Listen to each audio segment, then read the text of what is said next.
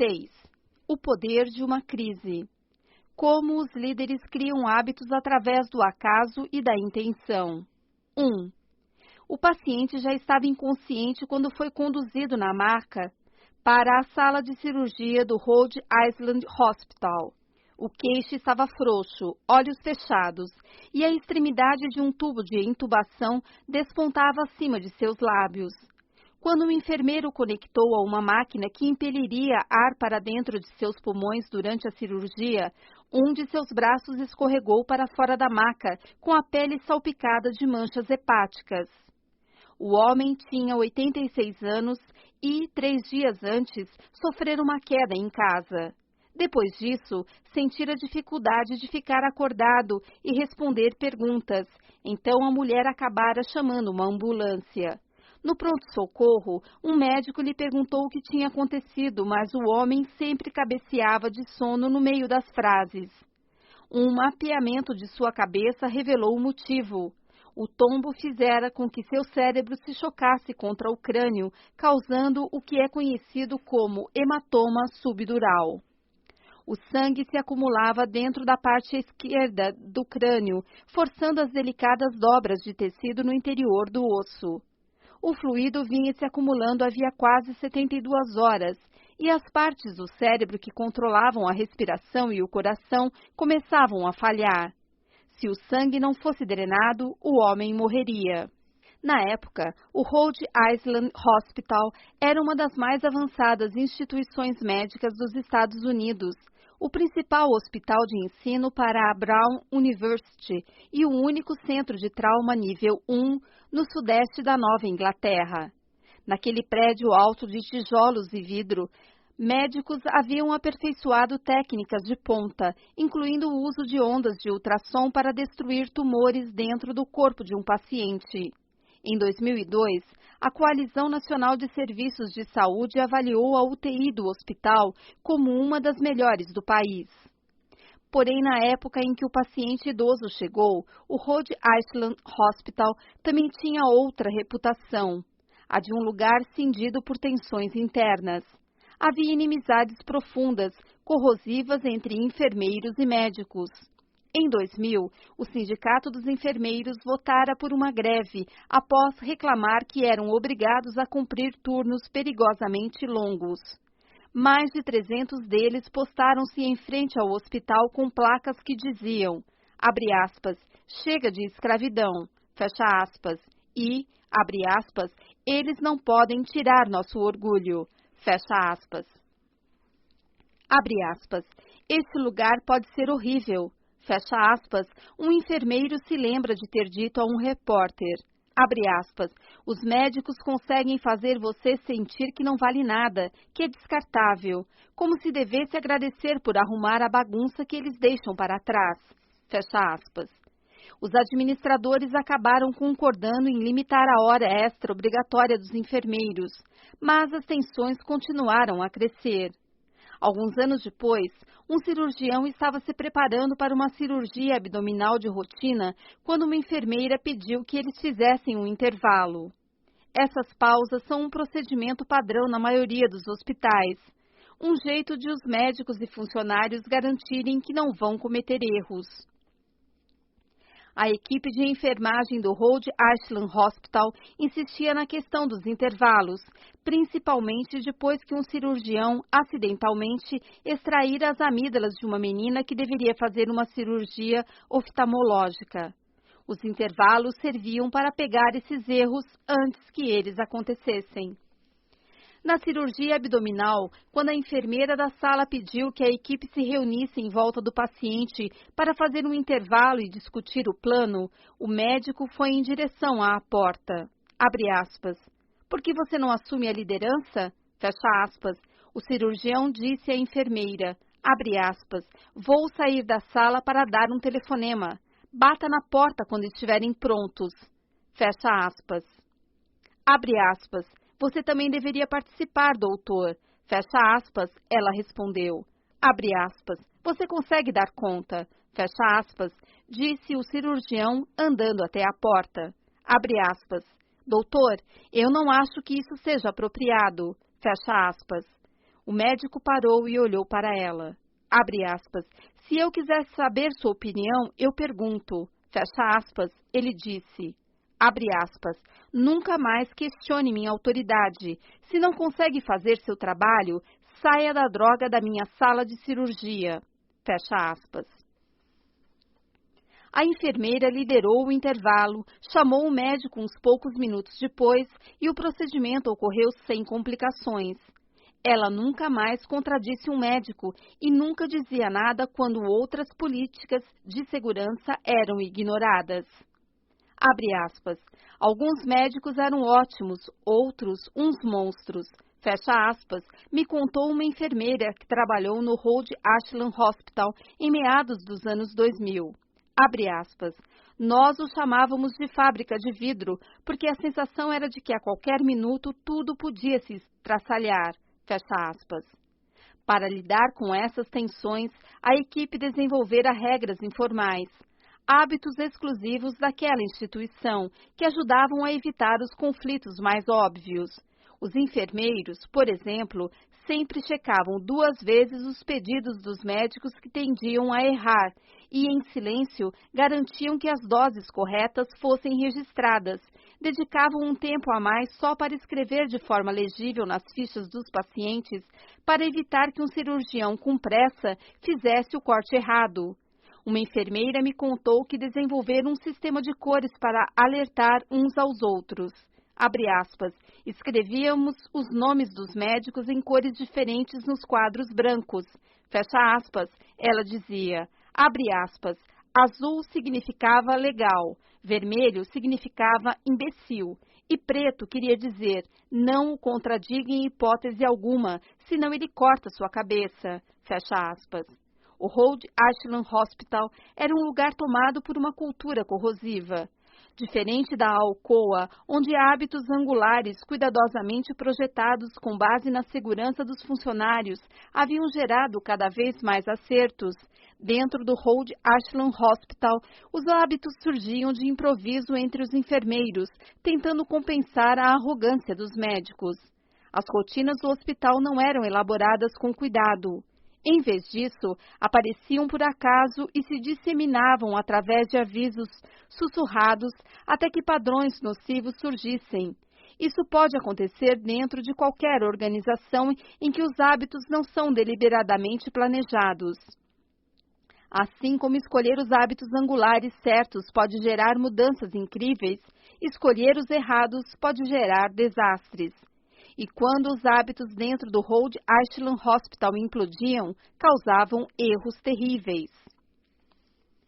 Quando os funcionários do pronto-socorro viram as imagens do cérebro do homem de 86 anos com o hematoma subdural, imediatamente mandaram uma mensagem por pager para o neurocirurgião de plantão.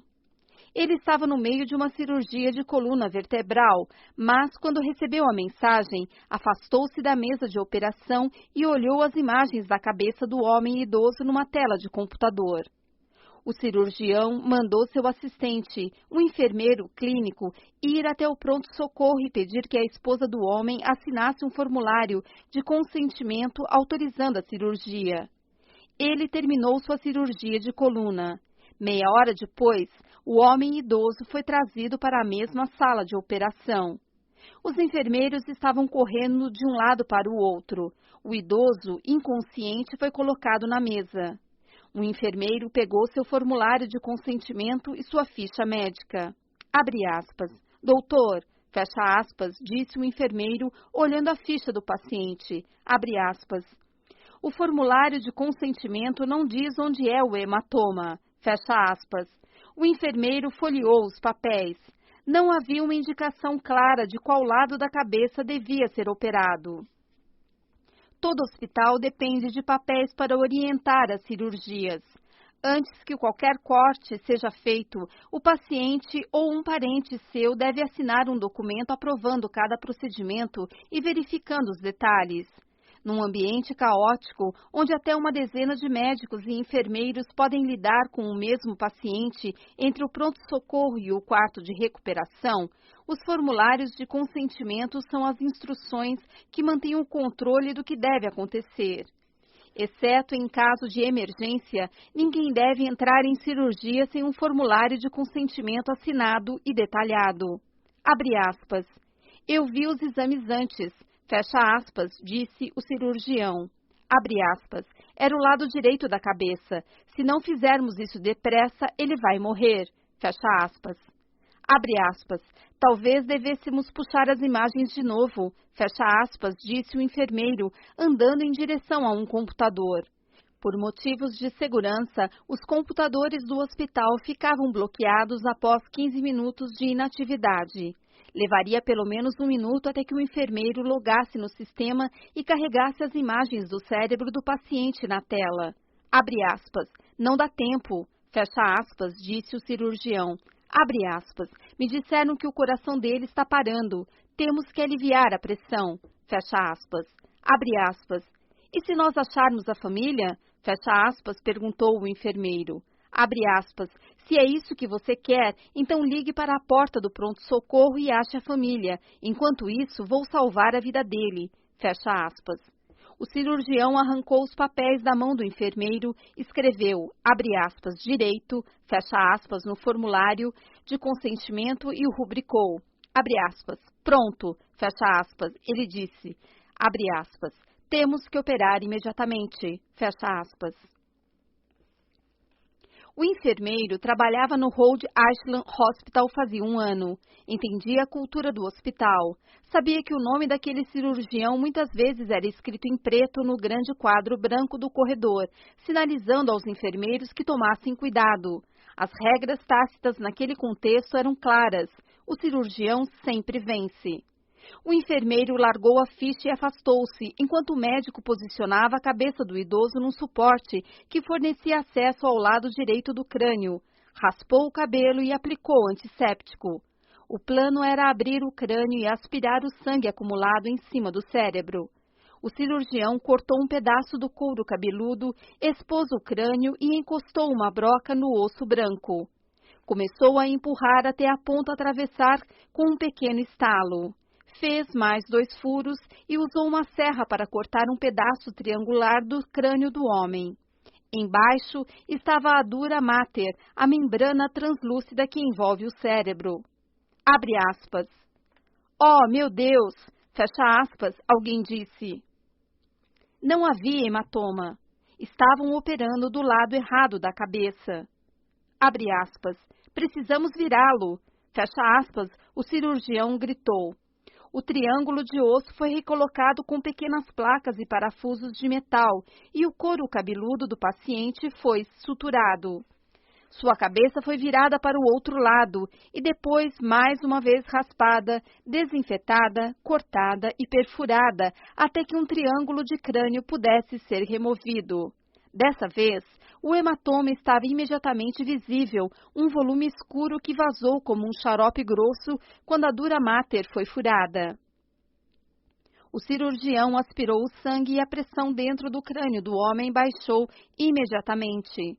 A cirurgia, que deveria ter levado cerca de 1 hora, durara quase o dobro. Depois disso, o paciente foi levado para a UTI, porém jamais recuperou a plena consciência. 2 semanas depois, morreu.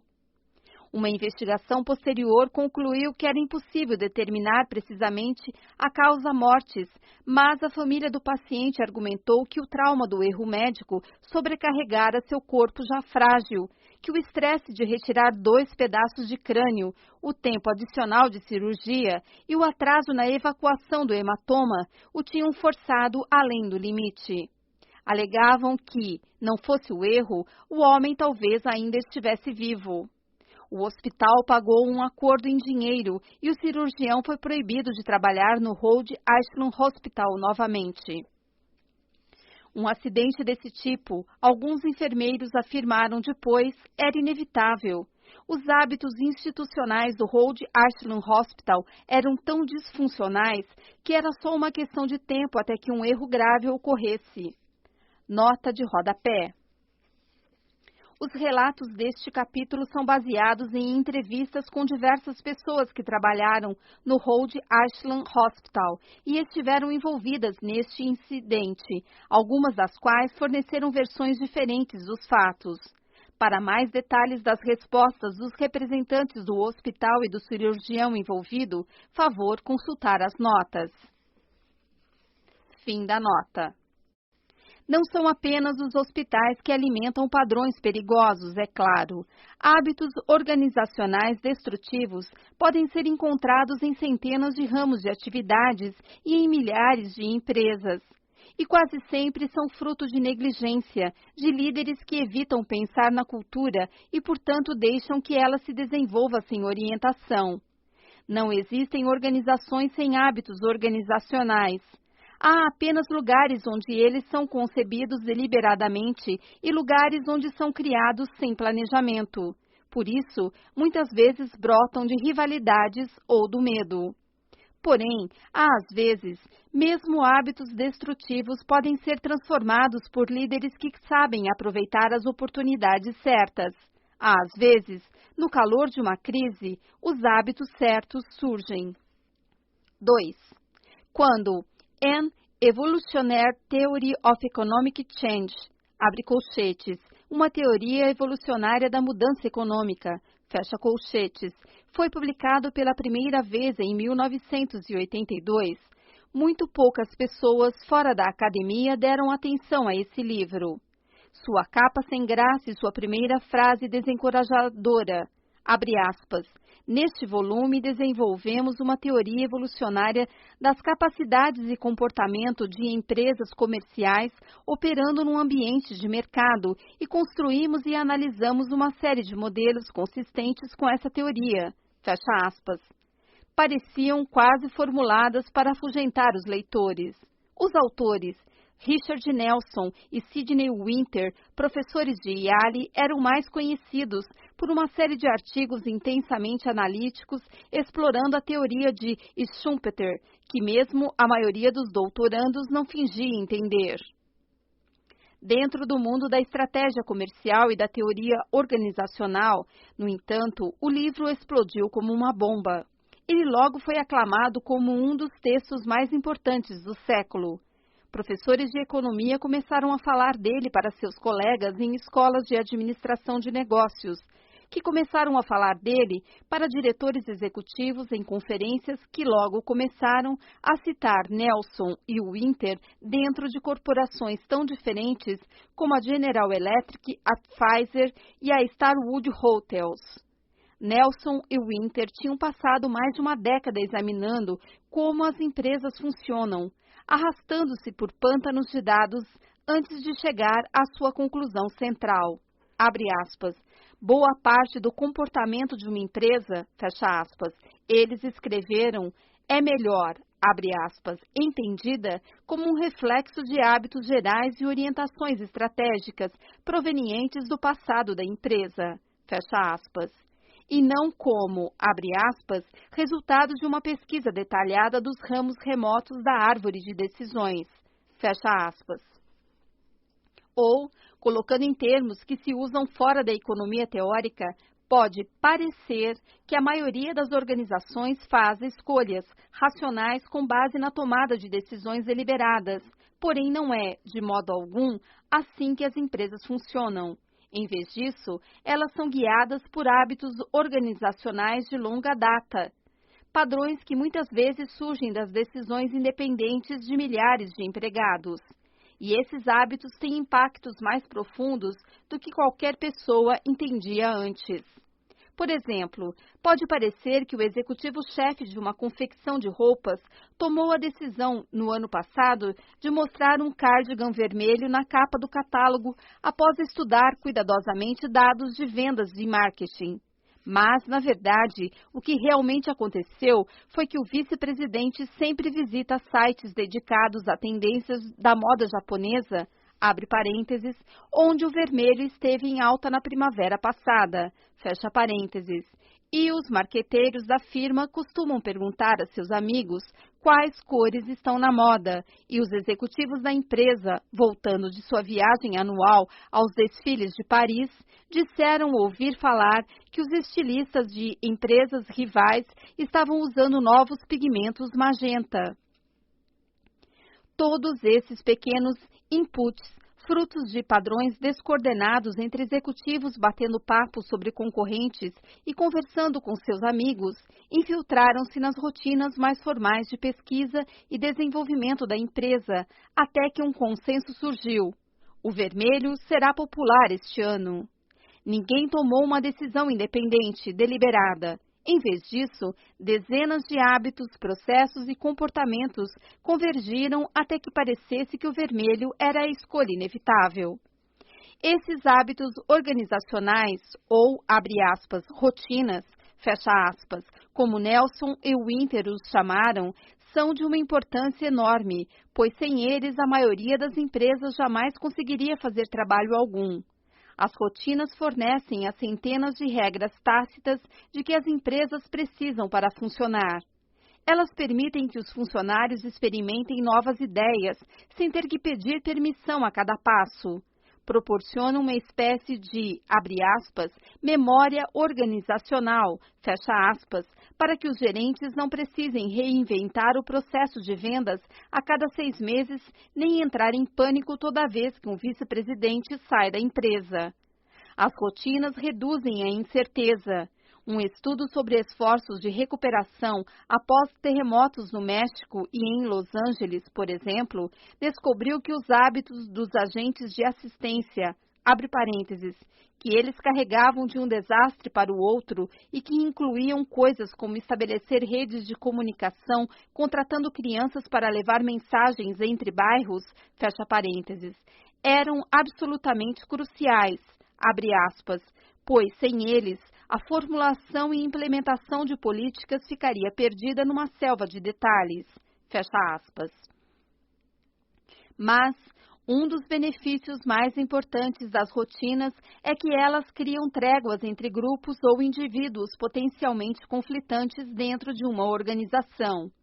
Os economistas, em geral, estão acostumados a tratar empresas como lugares idílicos, onde todos se dedicam a um objetivo comum: ganhar o máximo de dinheiro possível.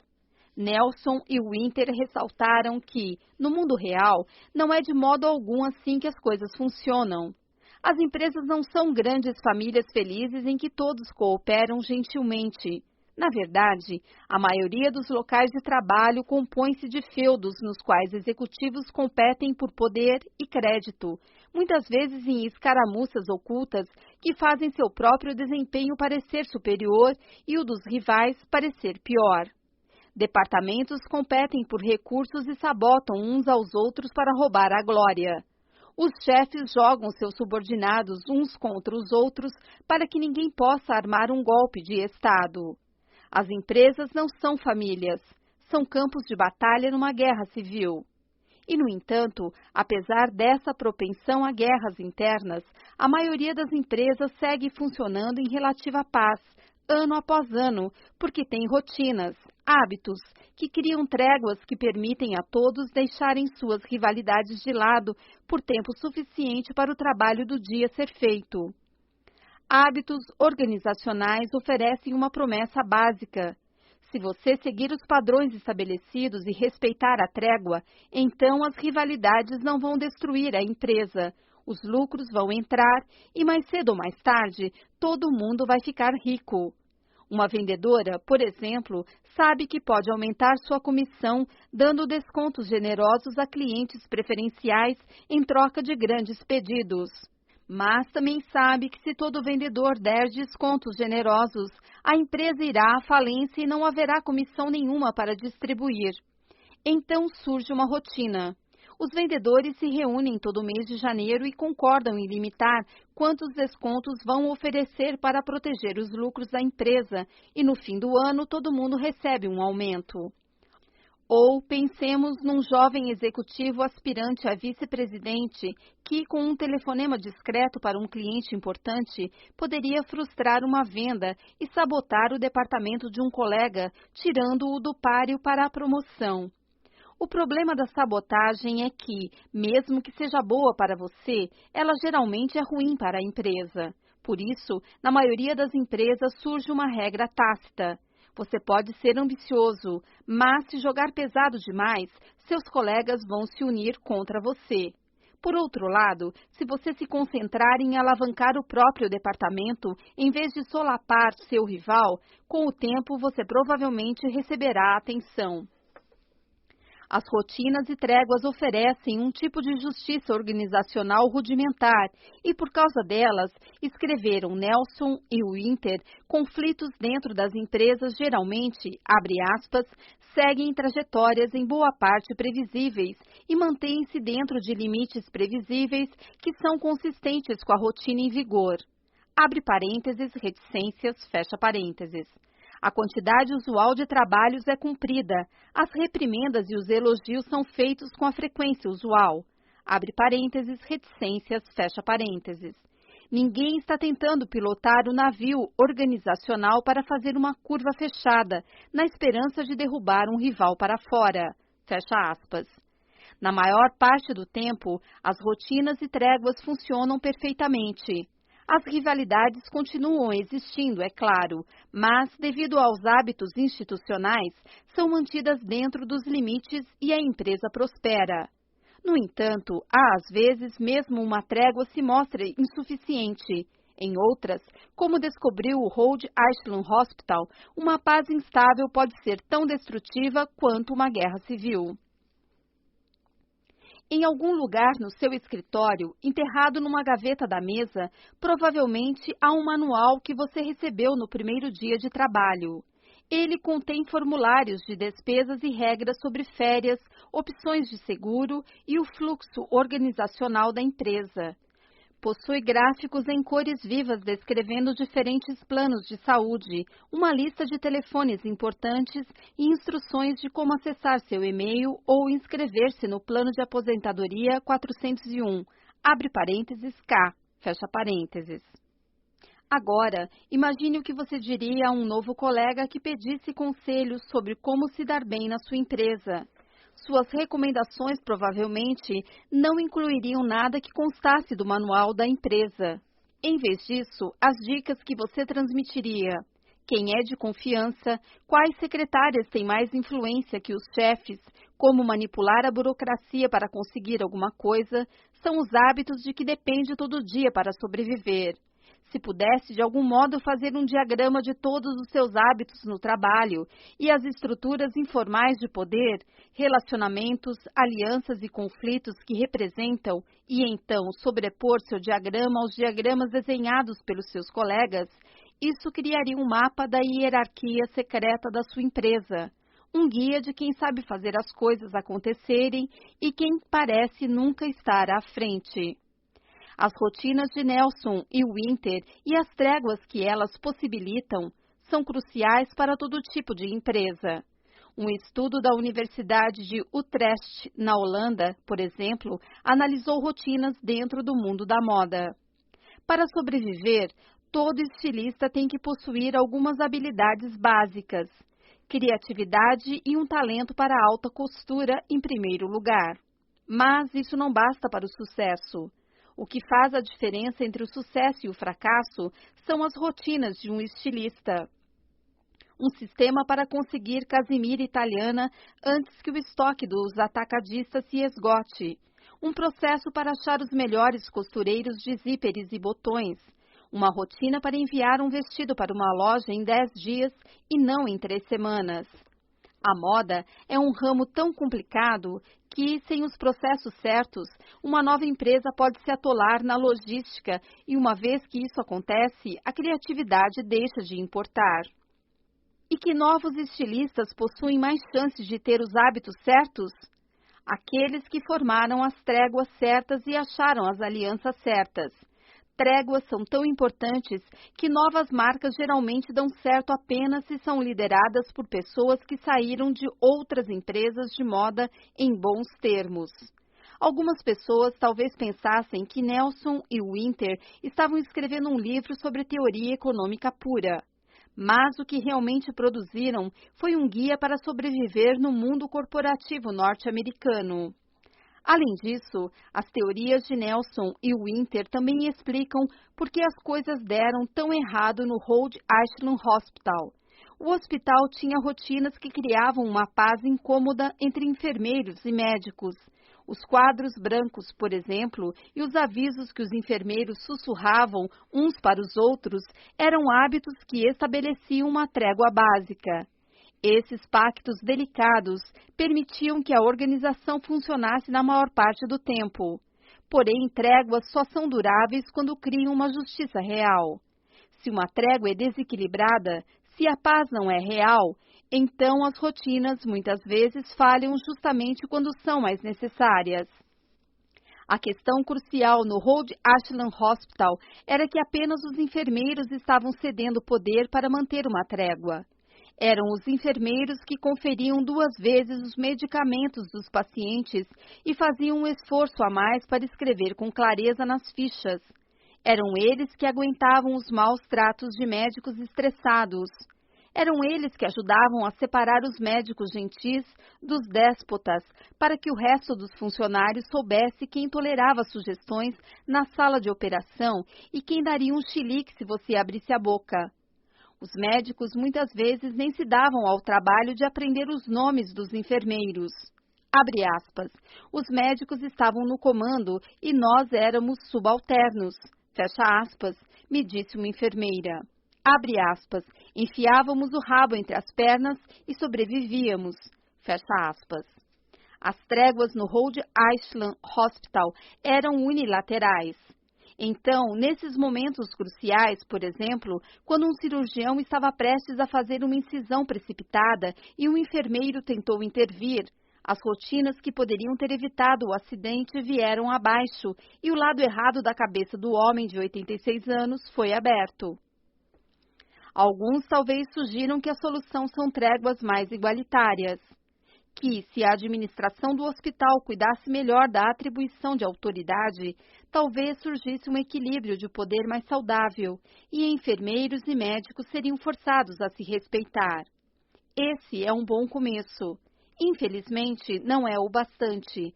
Criar uma organização bem-sucedida não é apenas questão de equilibrar a autoridade. Para que uma organização funcione, os líderes precisam cultivar hábitos que tanto criem uma paz real e equilibrada, quanto, paradoxalmente, deixem absolutamente claro quem está no comando. 3. Philip Brickell, um empregado do metrô de Londres de 43 anos, estava dentro do cavernoso saguão principal da estação King's Cross, numa noite de novembro de 1987, quando um passageiro o interrompeu enquanto recebia bilhetes e disse que havia um lenço de papel pegando fogo na base de uma escada rolante ali perto. King's Cross era uma das maiores, mais suntuosas e mais movimentadas estações de metrô de Londres, um labirinto de longas escadas rolantes, corredores e túneis, alguns dos quais tinham quase um século de existência. As escadas rolantes da estação, em particular, eram famosas por seu tamanho e idade. Algumas se estendiam por até 5 andares subterrâneos e eram feitas com ripas de madeira e corrimãos de borracha, os mesmos materiais utilizados para construí-las décadas antes. Mais de 250 mil passageiros passavam por King's Cross todo dia em 6 linhas de metrô diferentes. Durante a hora do rush, no fim de tarde, a bilheteria da estação era um mar de gente apressada, sob um teto repintado tantas vezes que ninguém lembrava sua cor original. O lenço de papel em chamas, disse o passageiro, estava na base de uma das escadas rolantes mais compridas da estação, servindo a linha Piccadilly. Brickell imediatamente deixou seu posto, desceu pela escada rolante até a plataforma, achou o lenço fumegante e, com uma revista enrolada, apagou o fogo. Então voltou ao seu posto. Brickel não investigou mais a fundo. Não tentou descobrir por que o lenço estava queimando ou se ele talvez tivesse voado de um incêndio maior em algum outro lugar dentro da estação. Não mencionou o incidente para outro empregado, nem telefonou para os bombeiros. Outro departamento era responsável pela segurança contra incêndios e Brickel, atento às rígidas divisões que governavam o metrô, não era bobo de se meter em território alheio. Além disso, mesmo se ele tivesse investigado a possibilidade de um incêndio, não saberia o que fazer com qualquer informação que descobrisse. A cadeia de comando severamente estabelecida do metrô de Londres proibia que ele contatasse outro departamento sem a autorização direta de um superior. E as rotinas do metrô, transmitidas de funcionário a funcionário, lhe diziam que ele não devia jamais, em nenhuma circunstância, se referir em voz alta a nada dentro de uma estação como, abre aspas, incêndio, fecha aspas, para evitar que os passageiros entrassem em pânico. Não era assim que as coisas funcionavam. O metrô era governado por uma espécie de regulamento teórico que ninguém nunca tinha visto nem lido, e que, na verdade, não existia, a não ser nas regras tácitas que regiam a vida de todos os funcionários. Fazia décadas que o metrô vinha sendo administrado pelos, abre aspas, 4 barões, fecha aspas, os chefes de engenharia civil, elétrica, mecânica e de sinalização, e dentro de cada um de seus departamentos havia chefes e subchefes que protegiam sua autoridade com unhas e dentes. Os trens partiam na hora porque todos os 19 mil empregados do metrô cooperavam num sistema delicado, que passava passageiros e trens entre dezenas, às vezes centenas, de mãos o dia inteiro.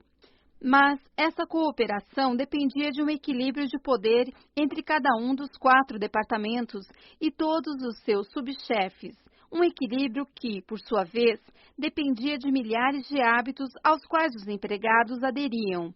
Esses hábitos criavam uma trégua entre os 4 barões e seus representantes. E dessa trégua surgiam políticas que diziam a Brickel: procurar incêndios não é tarefa sua, mantenha-se na sua área. Abre aspas. Mesmo no nível mais alto, um diretor não costumava invadir o território do outro. Fecha aspas. Um investigador observaria depois. Abre aspas. Sendo assim, o diretor de engenharia não se preocupava se os funcionários da operação estavam adequadamente treinados em segurança contra incêndios e procedimentos de evacuação, pois considerava esses assuntos como sendo da alçada da diretoria de operações. Fecha aspas. Assim, Brickel não disse nada sobre o lenço de papel em chamas. Em outras circunstâncias, aquilo talvez fosse um detalhe insignificante. Nesse caso, o lenço era um aviso. Um pouco de combustível que escapara de um incêndio maior, escondido, mostrando que mesmo as tréguas perfeitamente equilibradas podem se tornar perigosas se não forem projetadas da maneira correta. 15 minutos depois de Brickel voltar à sua cabine, outro passageiro notou um fio de fumaça enquanto subia pela escada rolante da linha Piccadilly. Ele o mencionou a um funcionário do metrô. O inspetor de segurança da estação King's Cross, Christopher Hayes, por fim, foi chamado para investigar. Um terceiro passageiro, vendo fumaça e um clarão vindo debaixo da escada, apertou um botão de parada de emergência e começou a gritar para os passageiros que saíssem da escada rolante.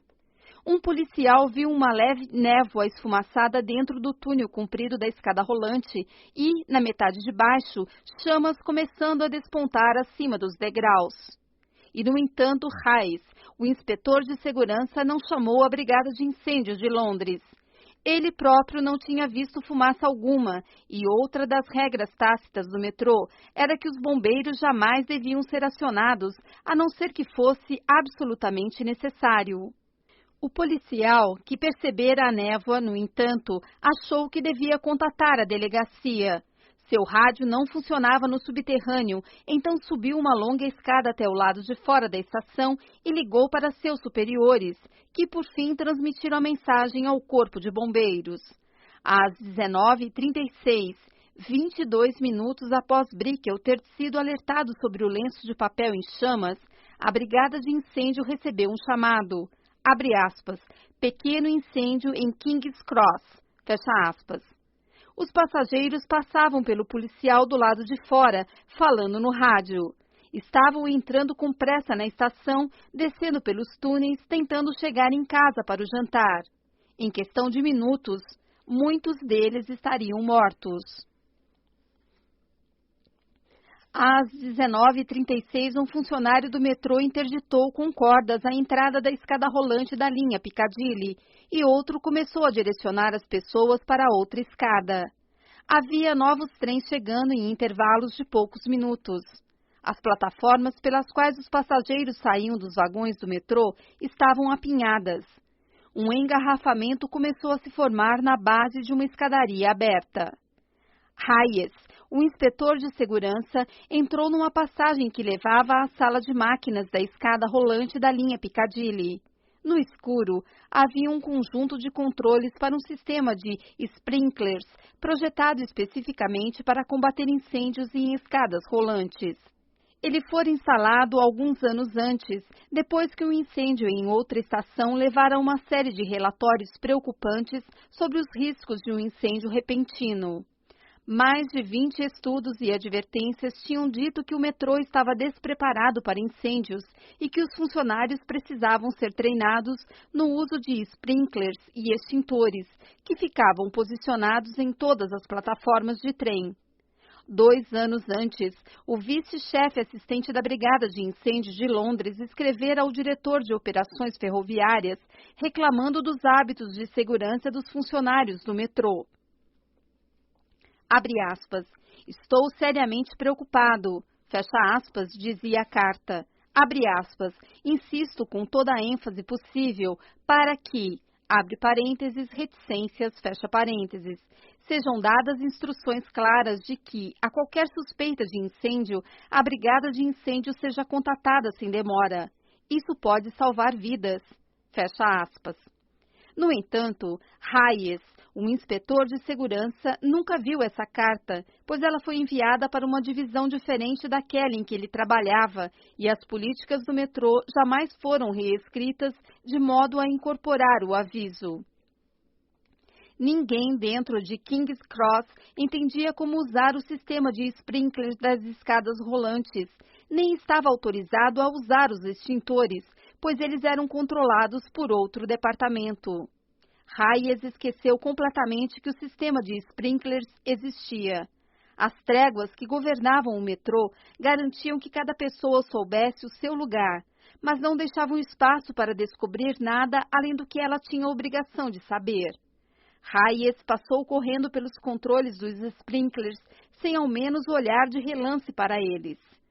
Quando chegou à sala das máquinas, foi quase vencido pelo calor. O incêndio já era grande demais para ser combatido. Ele correu de volta para o saguão principal.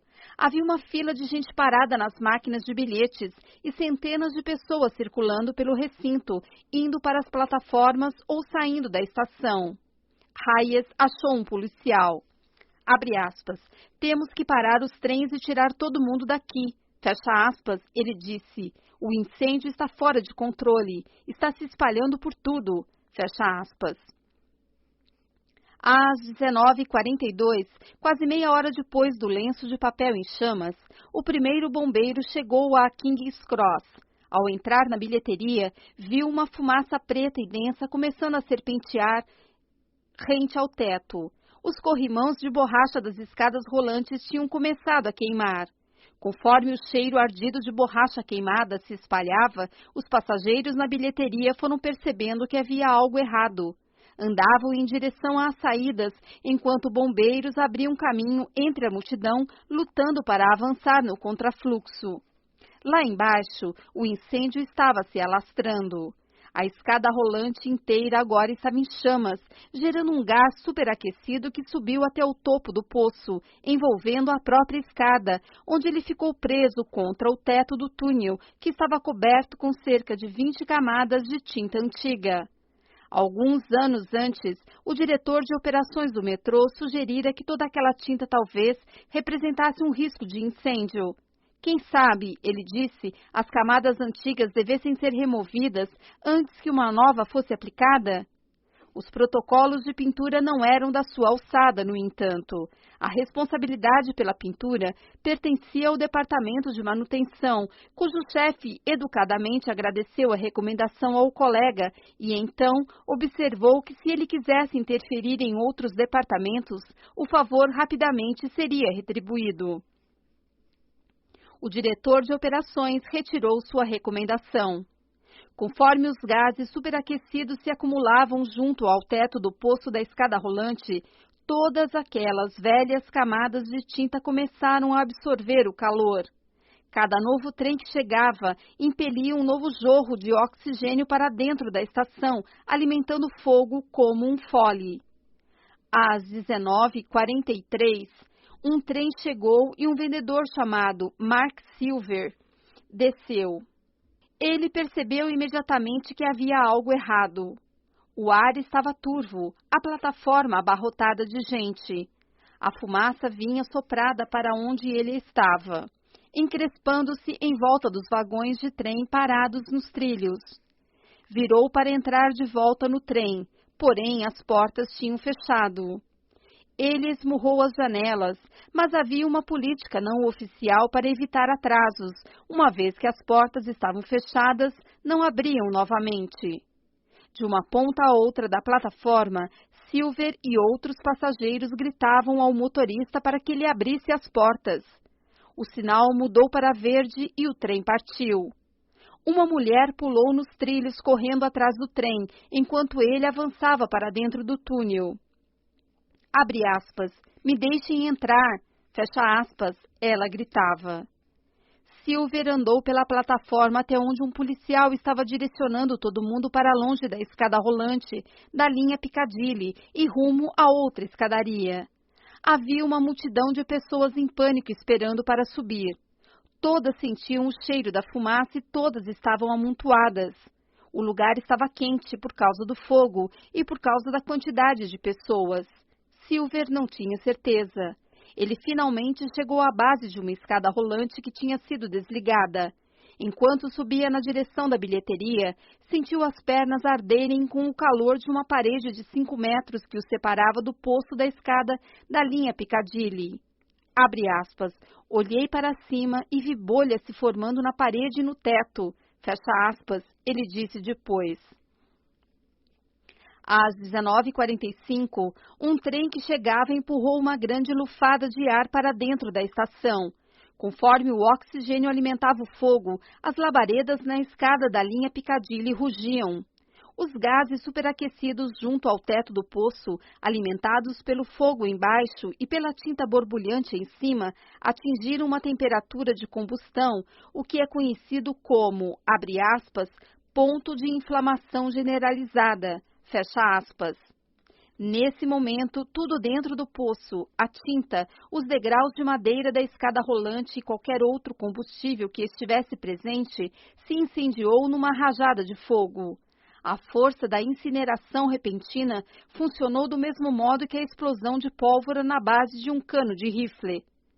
Começou a empurrar o fogo para cima através do poço comprido, absorvendo mais calor e velocidade conforme o incêndio se expandia, até ser disparado para fora do túnel e para dentro da bilheteria, numa muralha de chamas que incendiou metais, ladrilhos e carne humana.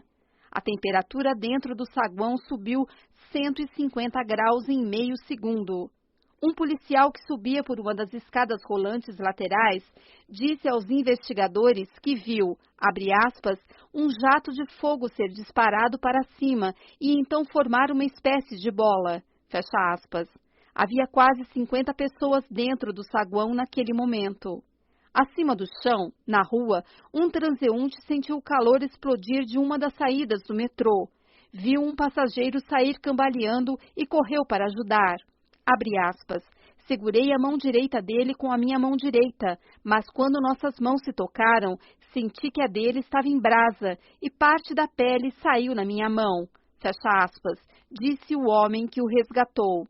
Um policial que entrava na bilheteria quando a explosão aconteceu disse depois aos repórteres de um leito do hospital que, abre aspas, uma bola de fogo me atingiu no rosto e me derrubou no chão. Minhas mãos pegaram fogo, estavam simplesmente derretendo, fecha aspas. Ele foi uma das últimas pessoas que saíram com vida do saguão. Pouco depois da explosão, dezenas de caminhões de bombeiros chegaram. Mas porque o regulamento do Corpo de Bombeiros os instruía a conectar suas mangueiras aos hidrantes da rua e não àqueles instalados pelo metrô dentro da estação, e porque nenhum dos funcionários do metrô tinha plantas mostrando o layout da estação, todos os mapas ficavam num escritório que estava trancado e nenhum dos bilheteiros, nem o gerente da estação, tinha as chaves. Os bombeiros levaram horas para apagar as chamas. Quando o incêndio finalmente foi apagado, às 1h46 da manhã, 6 horas depois que o lenço em chamas foi percebido, a contagem estava em 31 mortos e dezenas de feridos. Abre aspas. Por que me mandaram direto para dentro do incêndio? Fecha aspas, perguntou um professor de música de 20 anos no dia seguinte de uma cama de hospital. Abre aspas, eu via as pessoas queimando, ouvia seus gritos. Por que ninguém assumiu o comando? Fecha aspas. Para responder a essas perguntas, pensemos em algumas das tréguas das quais o funcionamento do metrô de Londres dependia. Os bilheteiros foram advertidos de que sua jurisdição era estritamente limitada a vender bilhetes. Por isso, se viam um lenço de papel queimando, não avisavam a ninguém por medo de invadir território alheio. Os funcionários da estação não eram treinados para usar o sistema de sprinklers, nem os extintores, pois esse equipamento era supervisionado por um departamento diferente. O inspetor de segurança da estação nunca viu uma carta da Brigada de Incêndio de Londres advertindo sobre riscos de incêndio, pois ela foi enviada para o diretor de operações e informações como essa não eram compartilhadas entre os departamentos. Os funcionários eram instruídos a contatar a brigada de incêndio apenas como último recurso para não gerar um pânico desnecessário entre os passageiros. A brigada de incêndio insistia em usar seus próprios hidrantes de rua, ignorando canos na bilheteria que poderiam ter fornecido água, pois tinham recebido a ordem de não usar equipamento instalado por outros órgãos.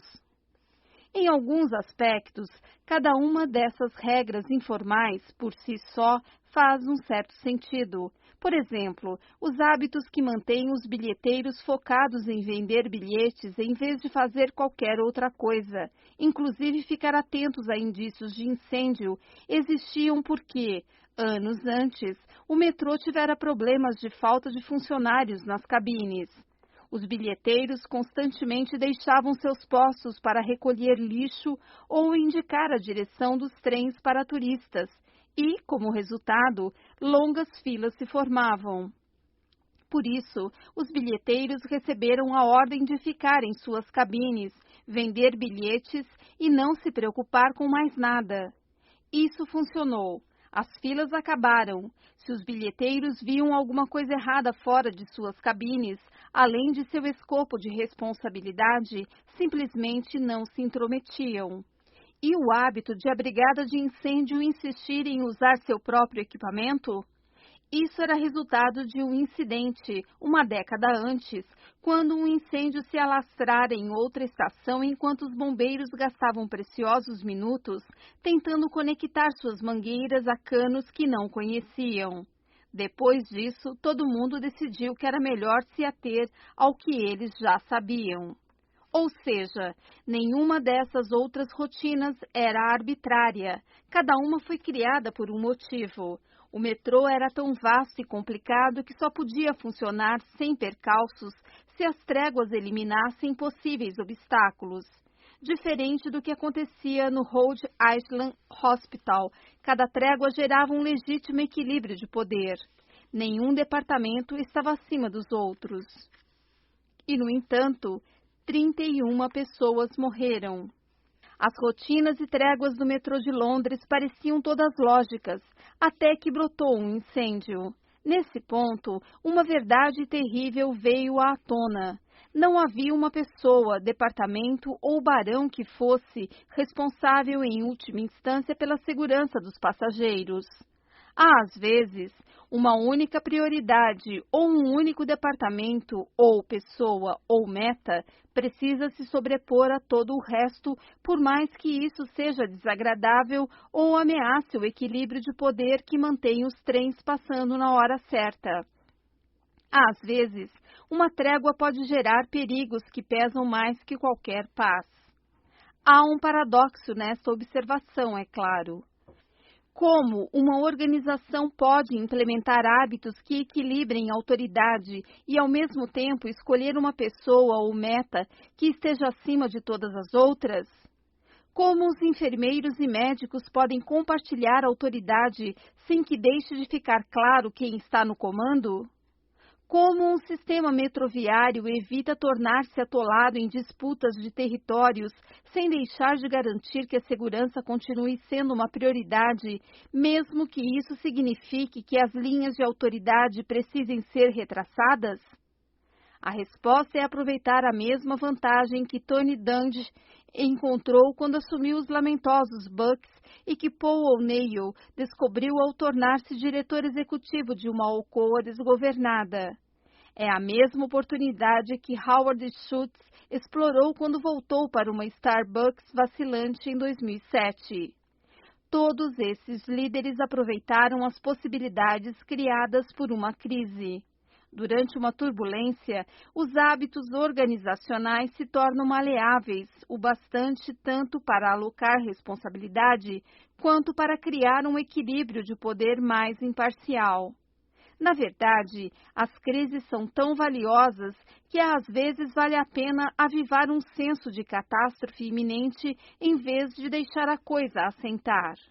4. 4 meses depois que o idoso com a cirurgia de crânio mal feita morreu no Rhode Island Hospital, outro cirurgião no hospital cometeu um erro parecido, operando o lugar errado da cabeça de outro paciente. O Departamento Estadual de Saúde deu uma advertência ao hospital e lhe aplicou uma multa de $50 mil. 18 meses depois, um cirurgião operou a parte errada da boca de uma criança durante uma operação de palato fendido. 5 meses depois desse fato, um cirurgião operou o dedo errado de um paciente. 10 meses depois, a ponta de uma broca foi deixada dentro da cabeça de um homem. Por essas infrações, o hospital foi multado em outros $450 mil. O Rhode Island Hospital não é a única instituição médica em que tais acidentes acontecem, é claro, mas eles tiveram o azar de se tornar o exemplo típico desses erros. Jornais locais publicaram relatos detalhados de cada incidente. Emissoras de TV acamparam em frente ao hospital. A mídia nacional também aderiu. Abre aspas, o problema não vai sumir. Fecha aspas, disse um vice-presidente da Organização Nacional de Credenciamento de Hospitais a um repórter da Associated Press. As autoridades médicas estaduais declararam que o Rhode Island Hospital era uma instituição caótica. Abre aspas, era como trabalhar numa zona de guerra. Fecha aspas, me disse um enfermeiro. Abre aspas, havia repórteres de TV emboscando médicos quando estavam a caminho de seus carros. Um garotinho me pediu para garantir que o médico, acidentalmente, não cortasse seu braço fora durante a cirurgia. Parecia que tudo estava fora de controle. Fecha aspas. Com a pressão das críticas e da mídia, um senso de crise surgiu dentro do hospital. Alguns administradores começaram a recear que a instituição fosse perder sua credencial. Outros assumiram uma posição defensiva, atacando as emissoras de TV por transformá-los em alvos. Abre aspas, achei um bottom dizendo, abre aspas, bode expiatório, fecha aspas, que eu ia usar no trabalho, fecha aspas, me disse um dos médicos, abre aspas, minha mulher disse que era uma má ideia, fecha aspas. Então, uma administradora, a doutora Mary Reich Cooper, que se tornara agente-chefe de qualidade poucas semanas antes da morte do homem de 86 anos, se pronunciou. Em reuniões com os administradores e funcionários do hospital, Cooper disse que eles estavam encarando a situação de um jeito totalmente errado. Todas essas críticas não eram uma coisa ruim, ela disse. Na verdade, o hospital tinha em mãos uma oportunidade que poucas organizações recebiam. Abre aspas. Eu vi aquilo como uma abertura. Fecha aspas, me disse a doutora Cooper. Abre aspas. Há um longo histórico de hospitais que tentaram atacar esses problemas e fracassaram. Às vezes, as pessoas precisam de uma sacudida, e toda essa publicidade negativa foi uma sacudida séria. Isso nos deu uma chance de reexaminar tudo. Fecha aspas. O Rhode Island Hospital fechou todas as unidades de cirurgia eletiva durante um dia inteiro, uma despesa enorme, e submeteu todos os funcionários a um programa de treinamento intensivo que enfatizava o trabalho em equipe e realçava a importância de dar autonomia aos enfermeiros e à equipe médica. O chefe de neurocirurgia renunciou e um novo líder foi escolhido. O hospital convidou o Centro de Transformação de Serviços de Saúde, uma coalizão de instituições médicas de liderança, para ajudar a reformular suas medidas de segurança cirúrgica. Os administradores instalaram câmeras de vídeo nas salas de operação para garantir que os intervalos ocorressem e as checklists tornaram-se obrigatórias em toda a cirurgia.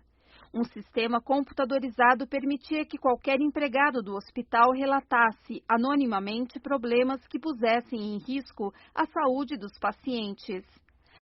Algumas dessas iniciativas tinham sido propostas no Rhode Island Hospital em anos anteriores, mas sempre tinham sido derrubadas.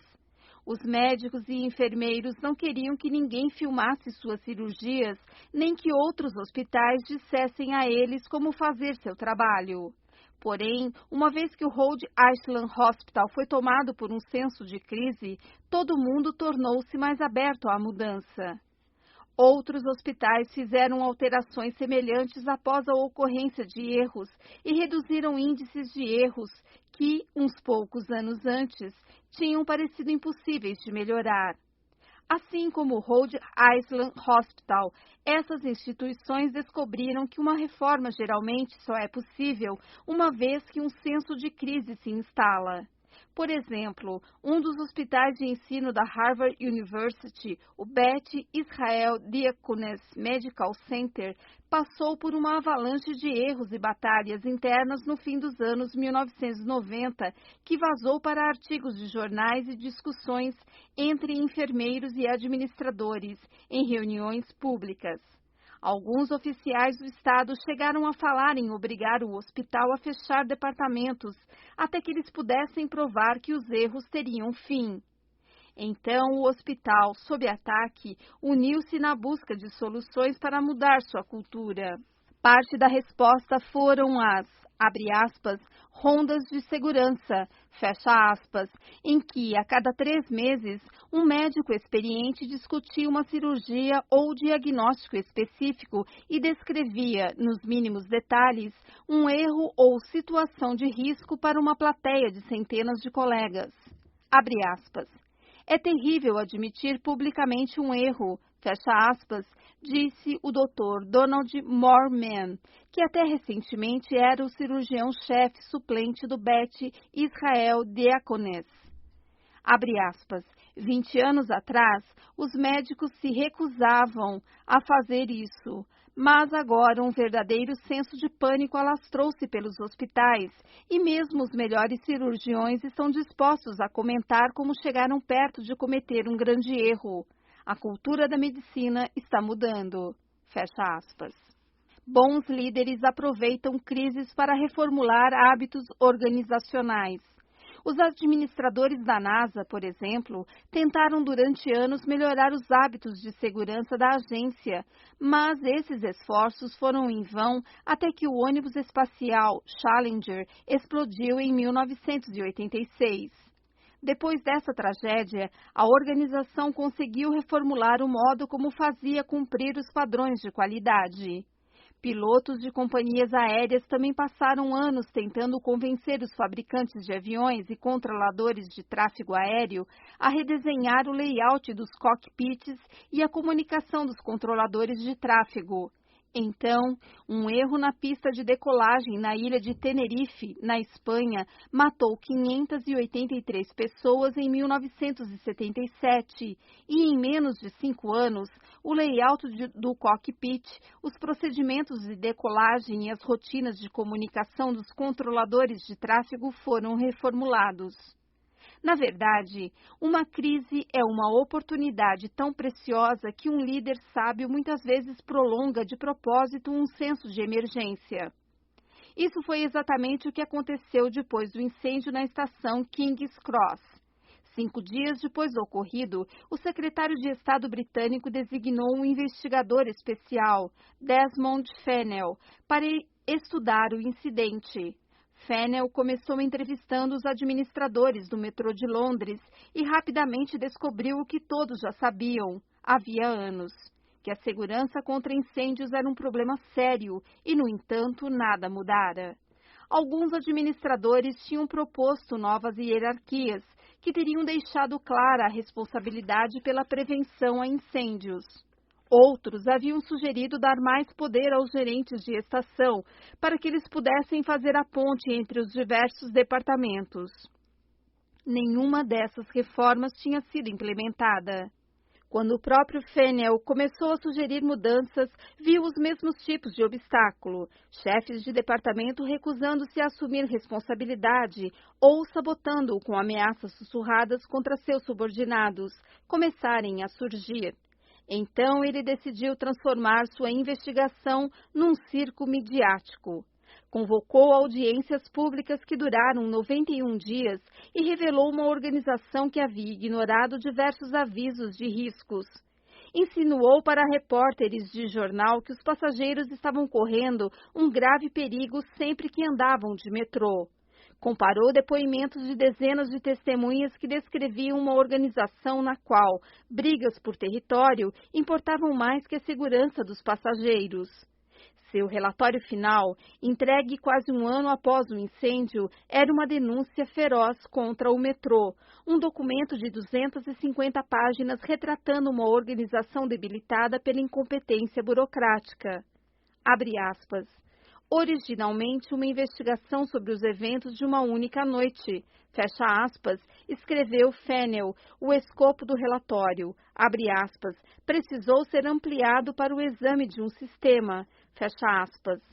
Ele concluiu com páginas e mais páginas de críticas mordazes e recomendações que, basicamente, sugeriam que boa parte da organização era incompetente ou corrupta. A reação foi instantânea e esmagadora. Passageiros fizeram piquete nos escritórios do metrô. Os administradores da organização foram demitidos. Aprovou-se uma série de novas leis e a cultura do metrô foi reformulada. Hoje, cada estação tem um gerente cuja responsabilidade primária é a segurança dos passageiros e cada funcionário tem a obrigação de informar mesmo o menor indício de risco. Todos os trens ainda passam na hora, mas os hábitos e as tréguas do metrô ajustaram-se apenas o suficiente para deixar claro quem é o responsável, em última instância, pela prevenção a incêndios, e todos têm autonomia para agir, por mais que possam estar invadindo território alheio. Os mesmos tipos de alterações são possíveis em qualquer empresa na qual os hábitos institucionais, por ignorância ou negligência, tenham criado tréguas nocivas. Uma empresa com hábitos disfuncionais não pode mudar de um dia para o outro simplesmente porque um líder manda. Em vez disso, os executivos sábios procuram momentos de crise ou criam a percepção de uma crise e cultivam a sensação de que algo precisa mudar, até que todos finalmente estejam prontos para reformular os padrões com os quais convivem todos os dias. Abre aspas. Nunca se deve desperdiçar uma crise séria, fecha aspas, disse Rahm Emanuel em uma conferência de executivos-chefes na sequência do colapso financeiro global de 2008, logo após ter sido designado como chefe de gabinete do presidente Obama. Abre aspas. Esta crise oferece a oportunidade de fazermos coisas que não era possível fazer antes. Fecha aspas. Logo em seguida, a administração Obama convenceu um Congresso antes relutante a aprovar seu plano de incentivo de 787 bilhões de dólares. O Congresso também sancionou a Lei de Reforma do Sistema de Saúde, reformulou as leis de proteção ao consumidor e aprovou dezenas de outros estatutos, desde expandir a cobertura de saúde infantil até proporcionar às mulheres novas oportunidades de processar empregadores por discriminação salarial. Foi uma das maiores reformas políticas desde a Great Society e o New Deal, e isso aconteceu porque, no rastro deixado por uma catástrofe financeira, os legisladores enxergaram oportunidades. Algo semelhante aconteceu no Rhode Island Hospital, após a morte do homem de 86 anos e os outros erros cirúrgicos. Desde que os novos procedimentos de segurança do hospital foram totalmente implementados em 2009, nunca mais fizeram uma cirurgia no lugar errado. O hospital recentemente ganhou um Beacon Award, o mais prestigiado prêmio de enfermagem de tratamento intensivo e menções honrosas do Colégio Americano de Cirurgiões pela qualidade do tratamento contra o câncer. O mais importante, dizem os enfermeiros e médicos que trabalham lá, é que o Rhode Island Hospital parece um lugar totalmente diferente.